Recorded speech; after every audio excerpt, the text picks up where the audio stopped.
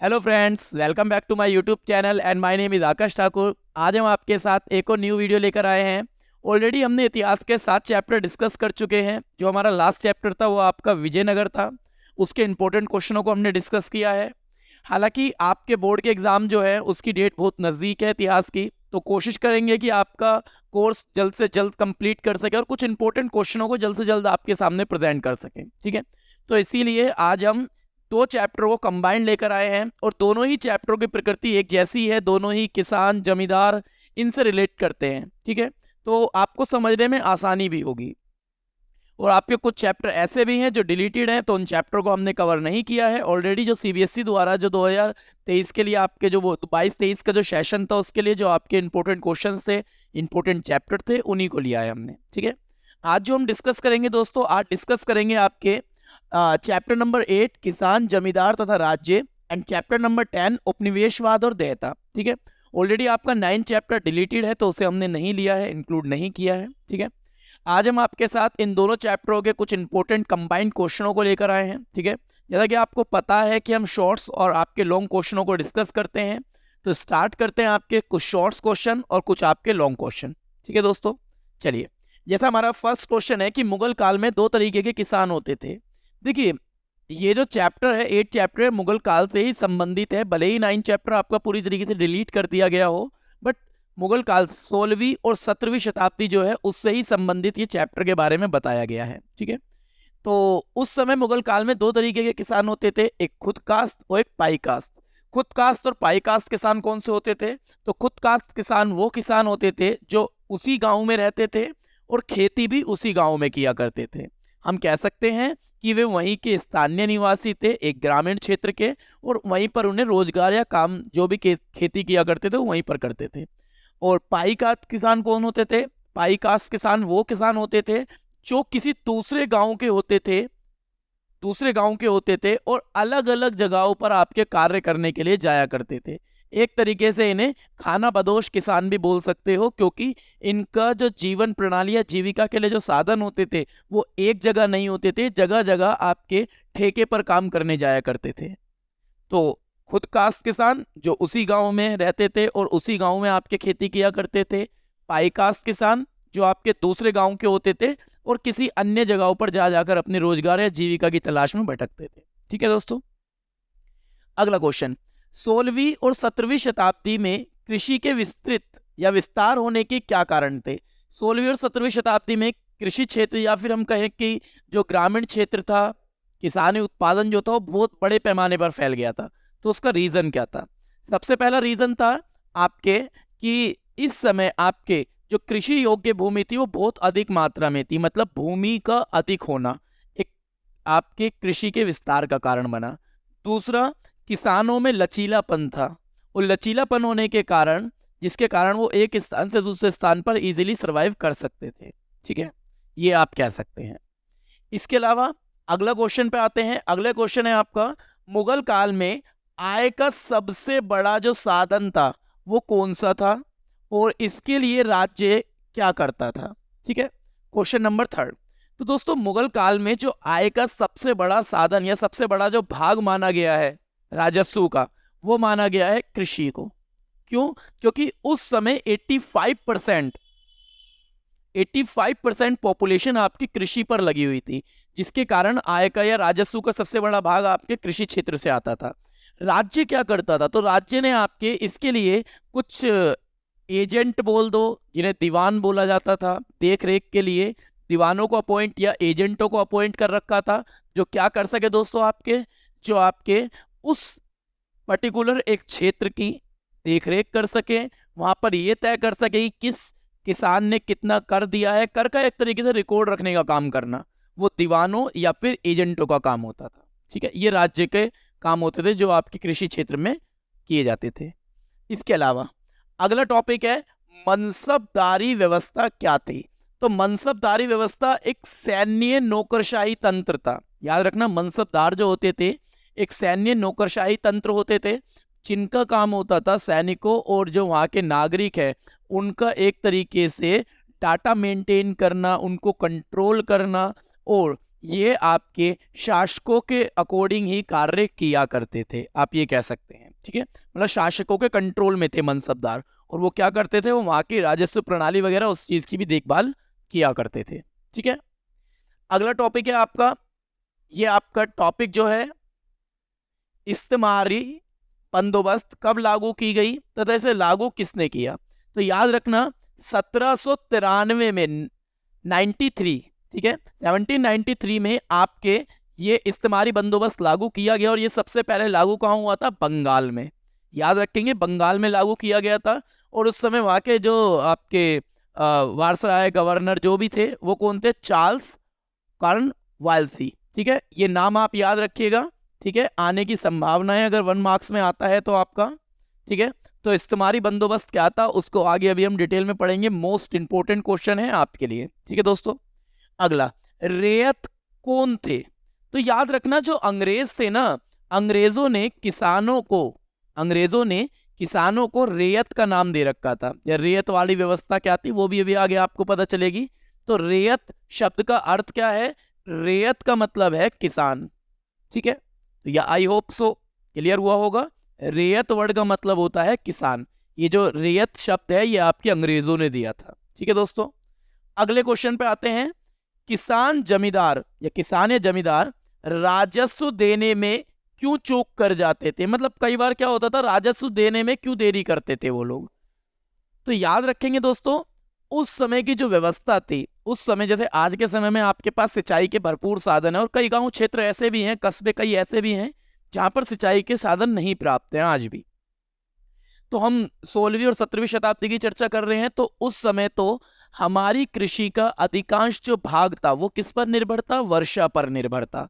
और वर्षा पर निर्भरता होने के कारण आपके पैदावार का अनुमान नहीं लगाया जाता था। पैदावार अगर वर्षा होती थी तो अच्छी मानी जाती थी, और पैदावार अगर वर्षा नहीं होती थी तो पैदावार भी अच्छी नहीं हो पाती थी। तो आप कह सकते हैं कि सबसे पहला जो रीजन था कि जो देरी कर जाते थे या रह जाती थी उनकी एक तरीके राजस्व व्यय नहीं दे पाते थे वो, तो वर्षा पर निर्भर था। सेकंड आप बोल सकते हैं कईयों की फसल खराब हो जाती थी, जैसे आज के समय में तो आपके फसलों के रख रखाव के लिए आपके कई अन्न गृह या भंडार गृह बना दिए गए हैं। ठीक है, उस समय ऐसा कोई साधन नहीं था, तो फसलें खराब हो जाती थी। तीसरा, जब शुरुआती मोड़ में आपके इस्तेमारी बंदोबस्त प्रणाली आई थी राजस्व की, तो उस समय आपके काफी भारी मात्रा में कर लगाया गया था, टैक्स लगाया गया था। तो इसीलिए काफी भारी मात्रा में टैक्स होने के कारण ये लोग क्या करते थे, ये लोग आपके कर को कई बार दे नहीं पाते थे, कई बार कर को देने में देरी करते थे। ठीक है, तो 3 पॉइंट्स आप लिख सकते हैं कि किसान या जमींदार राजस्व देने में देरी क्यों करते थे। पहला, वर्षा पर निर्भरता कृषि का। दूसरा, फसलों का खराब होना। और तीसरा, प्रारंभिक अवस्था में राजस्व का या फिर टैक्स का अधिक होना। ठीक है दोस्तों, इसके अलावा इस्तेमारी बंदोबस्त की मुख्य धारा क्या थी। इसकी मुख्य धारा थी कि आपके किसानों का जो जमींदारों का जो कर है उसे एक निश्चित कर दिया जाए। ठीक है, तो इसे स्थायी बंदोबस्त भी कहा जाता था। इसमें कोई ऐसा नहीं था कि आपकी फसल जितनी होगी उसके अकॉर्डिंग आपके ऊपर कर लगेगा। टैक्स की सीमा एक निश्चित कर दी जाती थी, उसके अकॉर्डिंग आपसे क्या होता था, कर लिया जाता था। ठीक है दोस्तों, इसके अलावा 5वीं रिपोर्ट, ये मोस्ट इंपोर्टेंट क्वेश्चन है, हालांकि लॉन्ग में आता है बट शॉर्ट्स में हमने कुछ चीजें, आपका 1 नंबर का अगर आता है तो कुछ इस तरीके से आता है। 5वीं रिपोर्ट को ब्रिटिश संसद में कब पेश किया गया। तो याद रखेंगे 1813 में आपके ब्रिटिश संसद में आपके 5वीं रिपोर्ट को पेश किया गया। हालांकि अभी आगे आपके पास एक क्वेश्चन आएगा 5वीं रिपोर्ट के बारे में, तो वो अभी हम डिस्कस करेंगे, लॉन्ग क्वेश्चन है ये आपका। ठीक है, जो इंपॉर्टेंट है। अगला क्वेश्चन है, आईने अकबरी किसने लिखी। तो दोस्तों आईने अकबरी अबुल फजल ने लिखी थी। ठीक है, आप ये नोट डाउन कर सकते हैं। ठीक है, तो आई होप सो आपको कुछ शॉर्ट क्वेश्चन जो हमने लिए थे इंपॉर्टेंट वो आपको क्लियर हो गए होंगे। ठीक है, आगे चलते हैं। आगे आपके कुछ क्वेश्चन है इंपॉर्टेंट जो लॉन्ग क्वेश्चन है। ठीक है, यहाँ पर हमने टोटल 8 क्वेश्चन लिए हैं। जो पहले फोर्थ क्वेश्चन है ये आपके 8 चैप्टर में से हैं। लास्ट के जो 4th क्वेश्चन है 5th to 8 ये आपके 10 चैप्टर में से है। ये चैप्टर नंबर 8 में से मिलेंगे, ये चैप्टर नंबर आपको 10 में से मिलेंगे। तो उनके 4 क्वेश्चन जो इंपॉर्टेंट लॉन्ग बन सकते हैं उन क्वेश्चनों को हमने डिस्कस किया है। ठीक है, पहला क्वेश्चन हमारा इंपॉर्टेंट कई बार रिपीट हुआ है बोर्ड के एग्जाम में कि कृषि उत्पादन में महिलाओं की स्थिति का वर्णन कीजिए। तो मुगल काल में आपके कृषि में महिलाओं की क्या भूमिका थी वो बतानी है। ठीक है, तो याद रखेंगे उस समय कृषि में महिलाओं की महत्वपूर्ण भूमिका मानी जाती थी। ठीक है, बुआई, कटाई और आपके छटाई, मतलब एक तरीके से पहले आप बोने का काम करते थे, ठीक है, फिर कटाई के रूप में भी महिलाओं का यूज होता था जब फसलें काटी जाती थी, और फिर उसके पश्चात आप ये भी कह सकते हैं कि जब छटाई होती थी, दाने को अलग किया जाता था, उस टाइम भी महिलाओं का रोल महत्वपूर्ण होता था और महिलाएं उसमें पुरुषों के साथ कंधे से कंधा मिलाकर कार्य किया करती थी। ठीक है, तो एक तरीके से आप कह सकते हैं कि कई स्थानों पर तो आपके महिलाओं की भूमिका इतनी अधिक थी कि भूमि के मालिक के रूप में भी महिलाओं का नाम कई बार आगे आ जाया करता था। ठीक है, तो आप कह सकते हैं कि आपके मुगल कालीन साम्राज्य में आपके महिलाओं की स्थिति बहुत ही ज़्यादा मजबूत थी। महिलाएं आपके किसान के साथ साथ, जो आपके कृषि करने वाला किसान है, किसानों के साथ साथ अपनी भी भूमिका को आगे लेके जा रही थी। अर्थात आप कह सकते हैं कि जब खेती के लिए जाया करते थे तो खेती में जितनी भी आपकी कार्य होते थे, जो आपके छोटे छोटे कार्य होते थे, उन कार्यों में महिलाएं भूमिका निभाया करती थी। ठीक है, ये आप कह सकते हैं। इसके अलावा अगला क्वेश्चन हमारा है, पंचायत और गांव का मुखिया किस प्रकार ग्रामीण समाज में नियमन करता था, मतलब किस तरीके से वो अपने आप कंट्रोल किया करता था। तो उस समय की अगर हम चर्चा करें तो उस समय जो आपके मुखिया होते थे गांव के, सरपंच, जिन्हें हम सरपंच आज के समय में बोलते हैं, उस समय मुखिया, पंचायत जो होते थे, इनका जो चयन होता था, इनका जो चुनाव होता था, वो गांव के वरिष्ठ लोगों द्वारा किया जाता था। ठीक है, और इनके चयन की प्रक्रिया में वरिष्ठ लोग भूमिका निभाते थे, और इसके अलावा यदि वरिष्ठ लोगों का ये विश्वास प्राप्त करे रखते थे तब तक ये अपने पद पर रहते थे, अन्यथा जहां इन्होंने अपने वरिष्ठ या बड़े बुजुर्ग लोगों का विश्वास खो दिया, उसी समय इनको पद से त्यागपत्र देना होता था। पहली चर्चा का विषय। दूसरी चर्चा का विषय, इनका प्रमुख काम होता था कि ग्रामीण क्षेत्र में रख रखाव के कार्य को देखना, कृषि के कार्य को देखना, दौरा करना हर एक क्षेत्र का कि किस तरीके की समस्या आ रही है, किस तरीके की समस्या नहीं आ रही है, ये सब गांव के मुखिया या पंचायतों का काम होता था।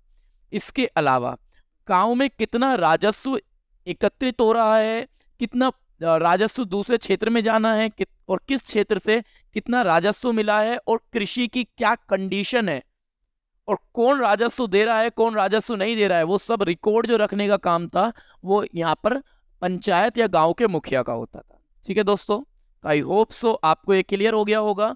आप शुरुआत में कह सकते हैं कि इनका चुनाव कैसे होता है, इनका वर्क क्या है, ठीक है, विशेषता आप बता सकते हैं इनकी, कि ये गांव के रखरखाव, कृषि, सिंचाई, ये सारे काम इनके होते थे, देखभाल के, और इनका चुनाव गांव के वरिष्ठ लोगों द्वारा किया जाता था। ठीक है दोस्तों, अगला क्वेश्चन, इंपॉर्टेंट क्वेश्चन अगेन, आईने अकबरी पर टिप्पणी कीजिए। तो आईने अकबरी आपके अबुल फजल द्वारा लिखी गई थी। ठीक है, आपके इसे अकबरनामा भी कहा जाता है, अकबर के शासनकाल में लिखी गई, 13 से 15 बार इसमें संशोधन किया गया, 13 साल इसे लगे बनने में, लिखने में। ठीक है, इसके अलावा इसमें आपके दो बातों की चर्चा की गई है। इसमें सांख्यिक आंकड़े लिखे गए हैं, एकत्रित किए गए हैं, आंकड़ों में दर्शाया गया है उस समय की आपकी परियोजनाओं के बारे में, उस समय की नीतियों के बारे में, और इसमें दर्शाया गया है कृषि की कंडीशन के बारे में, कृषि की स्थिति कैसी थी उस समय। ठीक है दोस्तों, इसके अलावा आपके इस आईने अकबरी में एक बात का और उल्लेखित किया गया है, उस समय की प्रशासनिक व्यवस्था के बारे में बताया गया है कि अकबर या फिर उस समय के जो शासक रहे थे वो किस तरीके से शासन किया करते थे, उनकी जो नीतियां होती थी वो राज्य हित के लिए होती थी या राज्य अनित के लिए होती थी, वो इसमें संपूर्ण रूप से चर्चा की गई है। और इसमें दर्शाया गया है आपके पूर्ण रूप से कि शासन प्रक्रिया में किस किस तरीके की बाधाएं आती थी और उन बाधाओं से किस तरीके से शासक जो होता था वो निपटता था। तो आईने अकबरी पहले आप बताएंगे किसने लिखी, आईने अकबरी किसके शासनकाल में लिखी गई, इसे लिखने में कितना समय लगा, ये आप लिख सकते हैं। आईने अकबरी अबुल फजल ने लिखी, अकबर के शासनकाल में लिखी, 13 वर्ष का समय लगा, ये सब आप चीज़ें डिटेल में लिख सकते हैं। इसके अलावा फिर आप लिख सकते हैं इसमें दो बातों का वर्णन है। पहला, संख्यात्मक आंकड़े दिए गए हैं जिसमें आपके कृषि की स्थिति का महत्वपूर्ण वर्णन किया गया है। सेकंड आप कह सकते हैं कि इसमें उस समय की प्रशासनिक व्यवस्था के बारे में बताया गया है, किस तरीके से शासक किया करते थे, उनकी नीतियों के बारे में और उनकी समस्याओं के बारे में, उनके समक्ष आने वाली। ठीक है दोस्तों, तो इसमें आप आईने अकबरी में इस तरीके से टिप्पणी कर सकते हैं। अगला, 16वीं और 17वीं शताब्दी में कृषि इतिहास को जानने के स्रोत बताइए। तो कृषि इतिहास को अगर आप जानना चाहते हो, कृषि किस तरीके से चली, कृषि व्यवस्थाएं कैसी थी, तो सबसे पहले तो आपको भी मैंने जस्ट बताया कि आईने अकबरी का आप इस्तेमाल कर सकते हैं, कि आईने अकबरी जो थी उस समय आपके सबसे महत्वपूर्ण स्रोत है उस समय की कृषि व्यवस्था के बारे में जानने के लिए। दूसरा आप कह सकते हैं दस्तावेज, तो मुंबई, दक्कन वगैरह ये जो क्षेत्र थे, इन महाराष्ट्र हो गए, बम्बई हो गया, दक्कन हो गया, इन क्षेत्रों के रिकॉर्ड भी आपके दस्तावेज के रूप में लिखे गए हैं, रखे गए हैं। और कृषि की स्थिति के बारे में जानने के लिए वहाँ के जो दस्तावेज हैं वो भी एक महत्वपूर्ण स्रोत माना गया है। देन अगेन ब्रिटिश शासनकाल, ब्रिटिश द्वारा जो दस्तावेज बनाए गए थे, तो ब्रिटिश साम्राज्य ने भी जब राजस्व को एकत्रित करने के लिए जो दस्तावेजों का यूज किया था, उनके आंकड़े, उनकी डिटेल जो लिखी गई थी, वो भी आप यूज कर सकते हैं, प्रयोग कर सकते हैं उस समय की कृषि व्यवस्था को जानने के लिए। तो 3 महत्वपूर्ण स्रोत हैं जो आप उस समय की कृषि व्यवस्था के बारे में जान सकते हैं। आईने अकबरी, सेकंड नंबर पर आप क्या कह सकते हैं, दस्तावेज जो मुंबई, दक्कन वगैरह के लिखे गए थे उनकी शासन व्यवस्था के काल में।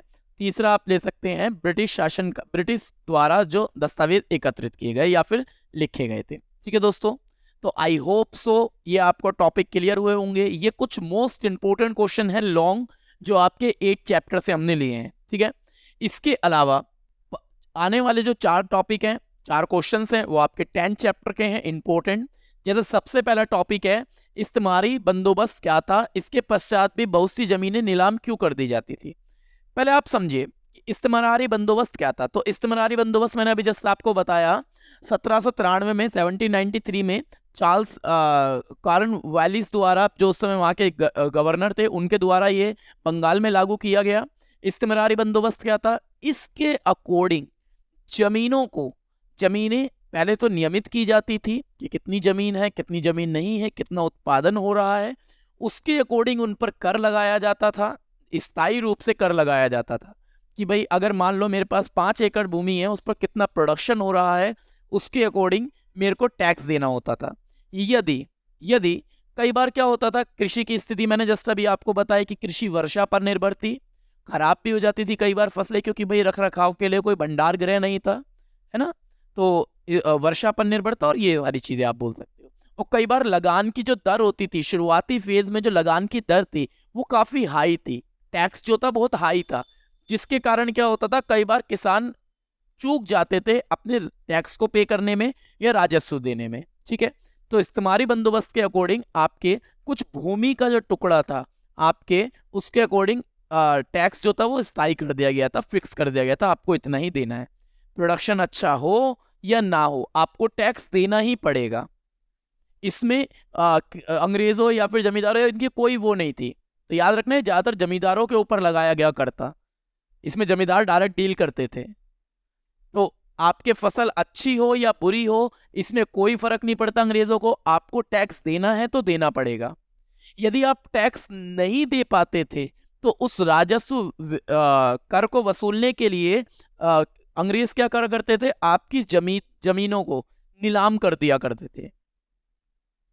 तो आप ये कह सकते हैं कि इस्तेमारी बंदोबस्त जो था ये एक ऐसी व्यवस्था थी जिसमें आपके जमींदार या किसानों की स्थिति बहुत ज्यादा दयनीय हो गई थी, बहुत ज्यादा बेकार हो गई थी, क्योंकि इसमें आपके फसल का उत्पादन होना या फसल का बढ़ना या फसल का घटना अंग्रेजों को कोई मैटर नहीं करता था, उनको अपने टैक्स से मतलब होता था। ठीक है, तो आई होप सो इस्तेमारी बंदोबस्त क्या था ये समझ आ गया होगा। और बहुत सी जमीनें फिर भी नीलाम हो जाती थी, क्यों हो जाती थी, तो उसके पीछे आप रीजन लिख सकते हैं, वो जो मैंने अभी आपको 3 बताया जस्ट। ठीक है, अमेरिका में गृह युद्ध ने किस प्रकार रियात समुदाय को जीवन को प्रभावित किया। रियात समुदाय कौन सा था, किसान समुदाय जो था, मैंने जस्ट अभी आपको बताया था कि रियात कौन होते हैं, जो किसान थे, अंग्रेजों ने डिसाइड किया था। तो अमेरिका में कपास की भारी मात्रा में आपके कपास जो था भारी मात्रा में आपके क्षेत्रों तक फैलता था, ब्रिटेन तक जाता था, अन्य देशों में जाता था व्यापार होने के लिए। परंतु अमेरिका में गृह युद्ध हुआ, और इस गृह युद्ध के कारण क्या हुआ दोस्तों, इस गृह युद्ध के कारण कपास की खेती या अन्य खेती क्या हुई, प्रभावित हो गई, जिसका सीधा सीधा लाभ किसे मिला, सीधा सीधा लाभ मिला भारतीय किसानों को, भारतीय रियायत समुदाय को। और उन्होंने क्या करा, उनकी डायरेक्ट सप्लाई आप कह सकते हो डिमांड बढ़ने लग गई कपास की, जिसके चलते क्या हो गया, किसान जो थे, रियायत समुदाय जो था, वो आपके भारी मात्रा में कपास, भारी मात्रा में आपके प्रोडक्शन करना शुरू कर दिया, और जिसके परिणाम स्वरूप उनको इसका प्रॉफिट भी हुआ। तो ये तो आप क्या कर सकते हैं दोस्तों, ये आप कह सकते हैं कि रियायत समुदाय को जो प्रॉफिट हुआ, जो आपका लाभ मिला, बट इसके कुछ नेगेटिव इम्पैक्ट भी थे। जैसे ही गृह युद्ध समाप्त हुआ अमेरिका में, उसके पश्चात फिर अमेरिका में आपके क्या हो गया दोस्तों, जैसे ही आपका उत्पादन शुरू हुआ, उसके तुरंत पश्चात ही अमेरिका में जैसे गृह युद्ध समाप्त हुआ, उत्पादन बढ़ा, उत्पादन उन्होंने शुरू करा। यहाँ पर भारत में कपास का जो एक तरीके से प्रोडक्शन बढ़ रहा था तेज गति से, वो आपके घटना शुरू हो गया। रीजन क्या था घटने का, कि अमेरिका ने सप्लाई शुरू कर दी है, तो अमेरिका से डायरेक्ट सप्लाई हो रही है। अब यहां से लेने वाले सप्लायर जो थे, उन्होंने सप्लाई यहां से लेनी बंद कर दी। अर्थात आप बिल्कुल सिंपल शब्दों में कह सकते हैं कि अमेरिका में जिस समय गृह युद्ध था, उस समय इंडिया में कपास की खेती बढ़ी, प्रोडक्शन बढ़ा, जिससे भारतीय रियायत समुदाय को आपको एक तरीके से प्रॉफिट हुआ। बट जैसे ही गृह युद्ध खत्म हुआ, तो अमेरिका ने अपना प्रोडक्शन शुरू कर दिया, और भारत से जो डिमांड कर रहे थे, भारत से डिमांड भी क्या होने लगी, फिर लोगों की कम होने शुरू हो गई। ये इसका रियायत समुदाय पे कुछ नेगेटिव इम्पैक्ट पड़ा। ठीक है, तो आप कह सकते हैं, अगर एग्जामिनर आपसे क्वेश्चन कहे कि अमेरिका में जो गृह युद्ध हुआ, उससे रियायत समुदाय पर क्या प्रभाव पड़ा, तो अमेरिका में गृह युद्ध हुआ, जिससे कपास की खेती कम हुई और अन्य क्षेत्रों में उसका प्रभाव देखने को मिला। रियायत समुदाय, भारतीय रियायत समुदाय उसका प्रॉफिट उठा पाए और प्रोडक्शन किया और निर्यात करना शुरू कर दिया। देन जैसे अमेरिका में गृह युद्ध खत्म हुआ, उसके बाद आप जानते ही हैं, कपास की खेती अमेरिका ने वृद्धि कर दी और भारत से कपास की खेती कम होनी शुरू हो गई। ठीक है दोस्तों, चलिए अगले क्वेश्चन पे आते हैं कि पांचवी रिपोर्ट क्या थी, इसका उद्देश्य एवं इसकी विशेषता क्या थी। देखिए, पांचवी रिपोर्ट जो थी, मैंने जैसे अभी आपको बताया, 1813 में ब्रिटिश संसद में पेश की गई। ये जो पांचवी रिपोर्ट थी, अंग्रेजों के विरुद्ध थी। आप एक तरीके से ये समझिए, क्योंकि यहां से गए पत्र, लेटर्स, आपके कुछ एप्लीकेशंस जो बता रही थी, दर्शा रही थी कि अंग्रेजों ने किसानों के ऊपर जबरन कुछ टैक्स लगा दिए हैं, कुछ व्यवस्थाएं ऐसी लागू कर दी हैं, जिसके कारण क्या है दोस्तों, आपके किसानों की स्थिति बहुत ज़्यादा, किसानों और जमींदारों की स्थिति बहुत ज़्यादा दयनीय हो गई है। ठीक है, तो इसी प्रस्तावित विषय को देखते हुए आपके संसद, ब्रिटिश संसद में आपके पांचवी रिपोर्ट को पेश किया गया। परंतु इस रिपोर्ट के अंतर्गत क्या बातें की गई, इस रिपोर्ट के अंतर्गत बातें की गई कि अंग्रेजों ने जो ईस्ट इंडिया कंपनी या ब्रिटिश शासन का जो रूल चल रहा था इंडिया में, उसने क्या किया, उसने पूरी तरीके से कंट्रोल कर रखा था आपके कृषि को, या आप कहो जमींदारी व्यवस्था को। तो उसके अकॉर्डिंग उनकी मांग थी कि इस व्यवस्था को पूर्ण रूप से ढील दी जाए, थोड़ा सुस्त किया जाए, थोड़ा सा रोक की जाए। क्योंकि क्या हो रहा था, धीरे धीरे जमींदारों और किसानों की स्थिति बहुत ज़्यादा बेकार हो गई थी, क्योंकि इस्तेमारी बंदोबस्त लगा दिया। भाई साहब, आपको अगर आप लगान नहीं दे पा रहे हो, कृषि में उत्पादन नहीं हो रहा है, तो आपकी भूमि नीलाम कर देते थे। ये सारी व्यवस्थाएं बहुत भारी मात्रा में उन्हें कर चुकाना पड़ता था। तो इसी मारे उनकी स्थिति बहुत ज़्यादा दयनीय थी। यही मकसद था पांचवी रिपोर्ट का। फिर इनकी स्थिति को सुधारने का प्रयास किया गया, और इस रिपोर्ट के अकॉर्डिंग ब्रिटिश शासन काल के अंतर्गत जो इन्होंने इतनी सख्ती कर रखी थी, उस सख्ती में थोड़ी सी ढील दी गई, थोड़ा कारोबार को बढ़ाया गया और किसानों की स्थिति को थोड़ा सुधारने का प्रयास किया गया। ठीक है दोस्तों, तो इंपॉर्टेंट क्वेश्चन है, याद रखेंगे जो भी क्वेश्चन मैं आपको बता रहा हूँ। ठीक है, जितने भी मैं आपको क्वेश्चन बता रहा हूँ, जितनी भी मैंने आपके लिए वीडियो डाली हैं अभी तक, वो सारी की सारी जितने भी चैप्टर से रिलेटेड आपके क्वेश्चंस हैं, वो सारे अगर आप देखते हैं, समझते हैं सही तरीके से, तो आपके कम से कम 80 से 90% सिलेबस या टॉपिक्स आपके ऑलरेडी क्लियर हो जाएंगे। ठीक है, लेकिन तरीके से समझना है आपको उस टॉपिकों को। ठीक है, अगला क्वेश्चन है, रैयतवाड़ी प्रणाली क्या थी, इसकी व्याख्या कीजिए। देखिए, जिस तरीके से बंगाल में आपके इस्तेमारी बंदोबस्त लागू किया गया, उसी तरीके से आपके दक्कन और बंबई जैसे क्षेत्रों में अंग्रेजों ने क्या किया, रियात मतलब किसानों के ऊपर आपके कर व्यवस्था को लागू कर दिया। अब ये किस तरीके की कर व्यवस्था थी, इसमें कोई भूमि को नीलाम करने की बात नहीं की गई। ठीक है, इसमें क्या किया गया, इसमें आपके डायरेक्ट जो डील की जाएगी टैक्स के लिए, राजस्व के लिए, वो डायरेक्ट डील होगी आपकी रियाज से, मतलब किसानों से। ठीक है, किसानों से डायरेक्ट डील होगी, और किसानों का जो वो था, क्या नाम है, कर था, वो कोई स्थायी नहीं था। जैसे इस्तेमारी बंदोबस्त में क्या था, स्थायी कर था, आपको इतना टैक्स देना ही देना है। यहाँ पर रियायत वाली व्यवस्था में क्या था, कर की जो स्थिति थी वो घट बढ़ सकती थी। अर्थात पहले जो एक सर्वेक्षण मतलब जांच करता आता था, वो क्या करता था, वो भूमि की जांच करता था, जितनी पैमाने पर भूमि फैली हुई है उसके अकॉर्डिंग उस पर टैक्स लगाते थे। ठीक है, मान लो मेरे पास 5 एकड़ भूमि है, लेकिन मैं 3 एकड़ पर ही आपके क्या नाम है खेती कर रहा हूं, तो 3 एकड़ की भूमि का ही मुझे टैक्स देना होता था। ठीक है, देन उसके बाद प्रोडक्शन होने के बाद आपको टैक्स की व्यवस्था को लागू किया जाता था। ये जो व्यवस्था थी हर 30 साल बाद आपके चेंज होती थी।